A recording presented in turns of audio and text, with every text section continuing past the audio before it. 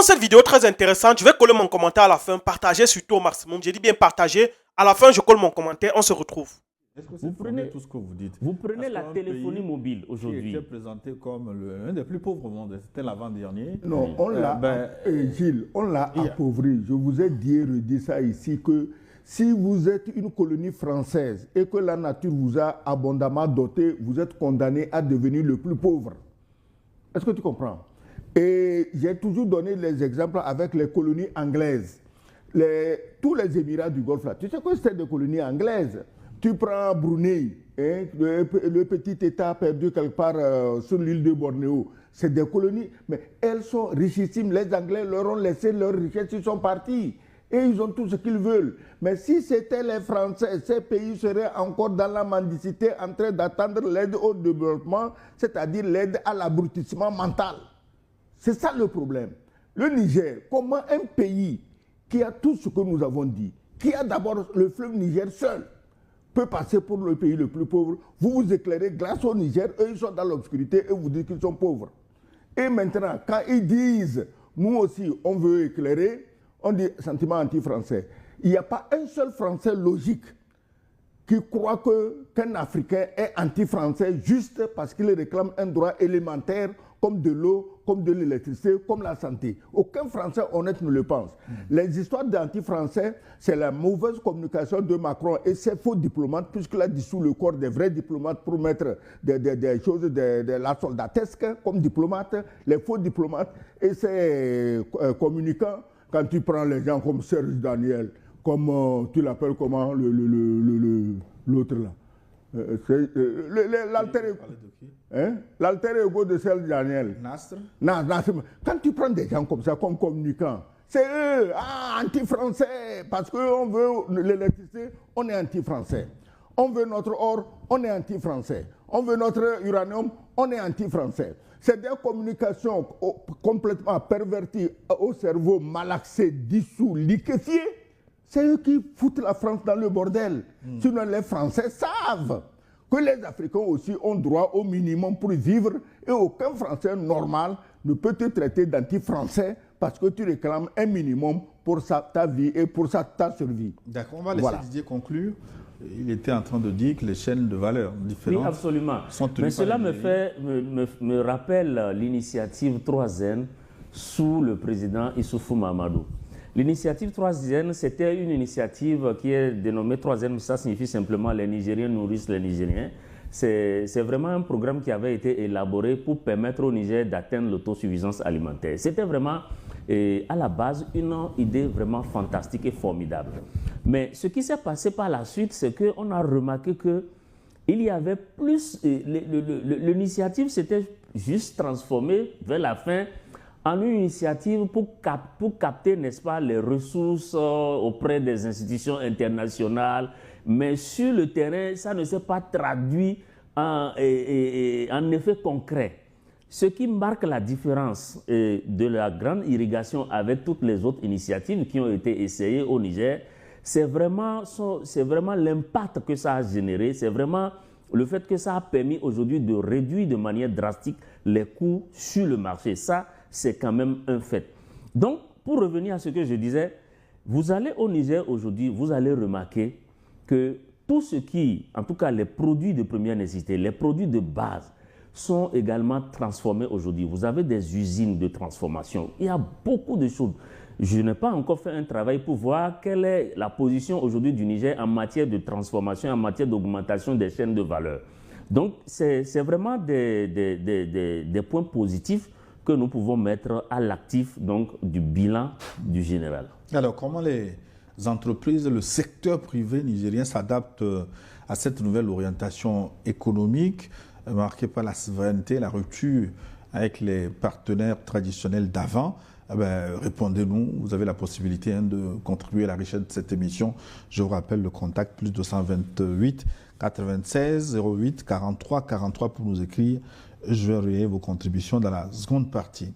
Excellent, je voudrais qu'on aborde maintenant l'axe 2 de cette émission, le calendrier institutionnel et l'avenir de la transition. Didier rétorquera, parlera de refondation. Au terme des 3 ans, la question du renouvellement institutionnel, la durée de la refondation reste au cœur des débats. Alors, dans son discours, le général Tiani s'inscrit dans un processus de refondation profonde plutôt que dans une logique d'agenda électoral rapide. Alors, quels sont les risques et les opportunités institutionnelles de cette stratégie, Sogoyou Kegewe? L'agenda électoral est l'arme fatale que le colon tient contre ces pays souverainistes. Agenda électoral. Parce que c'est la seule occasion pour infiltrer dans les rangs des souverainistes, des traîtres du genre de ton Premier ministre, on ne tient pas 3 mois. C'est-à-dire qu'on va mettre des gens qui vont dire aux Nigériens, mais tout ce que les autres ont fait, c'est rien. Bon, écoutez, la France va venir nous aider, vous n'avez pas vraiment besoin de vous tracasser, la France est toujours là. Or, la France même est tellement endettée que chaque matin, les Français se réveillent, ils se demandent, ben, nous sommes où? Alors, comment ils peuvent nous aider? Donc, l'agenda, si tu penses aux élections, oublie ça. Maintenant, les Nigériens, eux-mêmes, ceux qui sont au pouvoir, ceux qui sont à l'Assemblée nationale, ceux qui sont dans les, disons, le pouvoir décentralisé ou déconcentrer les mairies, les choses. Mais c'est à eux de s'organiser pour voir comment être en adéquation avec les désirs, la volonté du peuple et faire avancer le pays. Si ce pays peut vivre 100 ans sans élection, tant que ça marche, l'économie marche, l'agriculture marche, l'éducation marche, la santé marche, mais allez au diable avec vos élections téléguidées.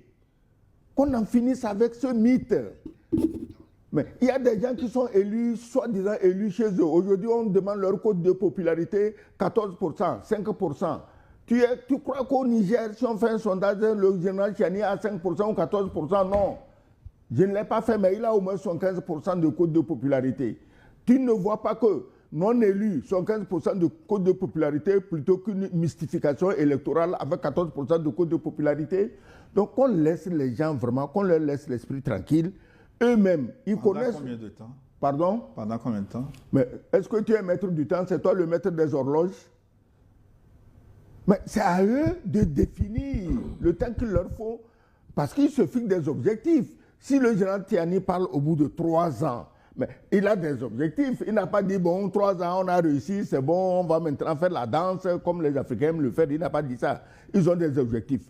Donc, laissez-les atteindre les objectifs. Mais l'essentiel, comme je dis, c'est de se mettre à l'écoute du peuple, de savoir ce que... Je dis le peuple. Je ne dis pas les vendus qui sont dans les palais actuellement à Paris en train de comploter contre le peuple. Non, je ne parle pas d'eux. Je parle du peuple, ceux qui vivent au Niger, ceux qui ont le soleil du Niger sur la tête. Et le soleil au Niger, ce n'est pas une vue de l'esprit. Ceux qui ont toute la chaleur, le froid, l'harmattan, les vents secs, tous ceux qui vivent ça, c'est avec eux que le général Tiani et le CNSP doivent travailler pour voir, mes frères, dans quelle direction nous allons et quelles sont les étapes que nous nous fixons. Le pouvoir, nul n'est éternel. Un jour viendra, bon, on changera, mais que ça prenne 10 ans, 20 ans ou 30 ans, où est le problème? Les gens sont là, même chez eux, il est interdit de dépasser 2 mandats, ils sont en train de magouiller, de grenouiller pour forcer un 3e mandat. On les voit. Les autres ont fait pire, on les voit. Et qu'est-ce que vous demandez à ces régimes qui sont en train de travailler dans un esprit de révolution populaire et patriotique? Didier, comment la classe politique traditionnelle au Niger et la société civile se positionnent-elles face à cette trajectoire tracée par le CNSP? La réponse à votre question se trouve dans la charte de la refondation. Les gens pensent souvent, ceux qui ne comprennent pas comment l'AES fonctionne, pensent souvent qu'au Niger, le pouvoir du général Tiani n'a pas une base juridique profonde. Mais il se trompe. Vous devez vous rappeler que lorsque le général Tiani a pris le pouvoir, il a organisé ce qu'on pourrait appeler les consultations générales, c'est-à-dire les états généraux du pays, et ceci avait donc avait fait venir toutes les couches sociopolitiques, toutes les couches du pays. Et c'est justement ce rassemblement qui a réfléchi et qui a procédé à l'adoption d'une charte de la refondation. J'étais à Niamey Voilà. à l'adoption de cette charte. Et justement, cette charte prévoit, ça dit que c'est ceux qui ont représenté le peuple à cette occasion, qui ont décidé dans la charte qui a été adoptée que le général Tiani a un mandat de 5 ans modulaire, 5 ans renouvelable. Donc, à partir de ce moment, cette question est définitivement réglée. Il n'y a pas à mettre une pression sur sur le CNSP pour lui demander de faire une quelconque élection dans ces conditions. Aujourd'hui, surtout que nous savons que la menace est toujours persistante. C'est-à-dire que ceux qui en veulent au pouvoir du CNSP sont toujours, les impérialistes sont toujours aux aguets et cherchent la moindre occasion pour revenir s'installer et reprendre donc le contrôle du pays. Donc, les Nigériens ont réglé cette question. Il y a une charte de la refondation. La charte, le général Tiani ne pilote pas à vue, il ne navigue pas dans n'importe comment. Il y a une charte qui lui a même donné une feuille de route. Et c'est cette feuille de route-là qui est suivie par le gouvernement du Niger, qui est suivie par le CNSP. Donc, je crois que tout ceci participe d'une organisation propre aux Africains, propre aux Nigériens, propre aux gens de l'AES. Donc, je crois que c'est pour la première fois qu'on voit comme ça un peuple se rassembler, définir une feuille de route, définir un programme, donner un mandat sans perdre le temps d'aller passer par les élections. Et je crois que c'est un modèle qui mérite d'être regardé, d'être étudié pour voir les points positifs et les points qu'il faut améliorer.